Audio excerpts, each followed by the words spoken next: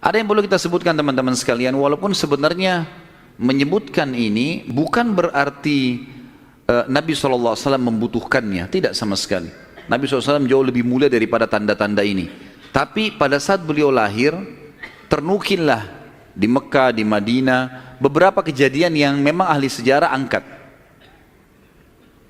Yang pertama, kejadian yang unik pada saat Nabi SAW lahir adalah terlihatnya bintang Ahmad namanya. Apa itu bintang Ahmad? Orang-orang Yahudi yang ada di Madinah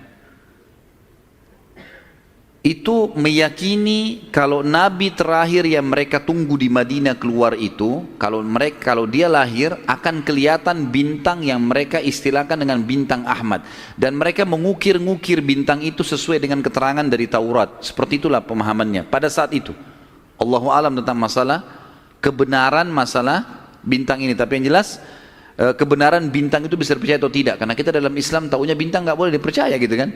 Tapi ini pada saat itu dinukil oleh Hassan ibn Thabit radhiyallahu anhu, penyair Nabi SAW. Kebetulan umurnya dia beda 7 tahun dengan Nabi SAW.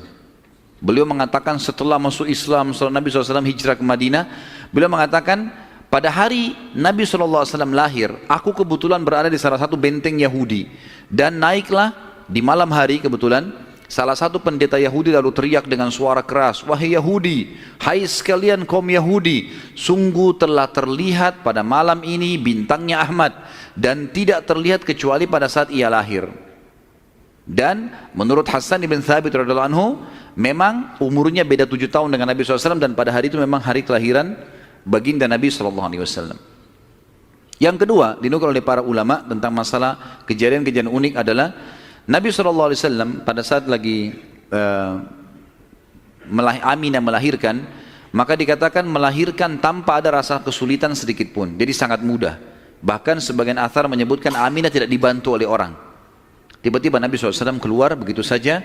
Dan yang ketiga, pada saat lahir, maka Nabi SAW dalam kondisi mengangkat kepalanya ke langit, seakan-akan orang yang sedang berdoa.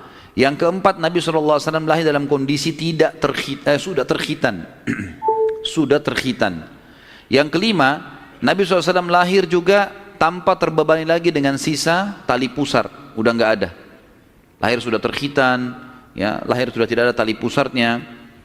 Sampai poin di sini, sampai poin kelima ini, 4 poin ya, karena poin pertama tadi itu kejadian di Madinah. Jadi 4 poin ini, Aminah melahirkan dengan sangat mudah, Nabi SAW seperti berdoa ke langit, kemudian terkhitan, kemudian tali pusarnya sudah terlepas. Maka Abdul Muttalib, kakeknya, bangga sekali datang, sangat senang pada saat itu. Dia berkata, sungguh pada cucuku atau anakku ini ada perkara besar. Lalu Abdul Muttalib pun membawa bayi Nabi SAW ke Ka'bah saat baru lahir, dan ia yang memberi nama Muhammad.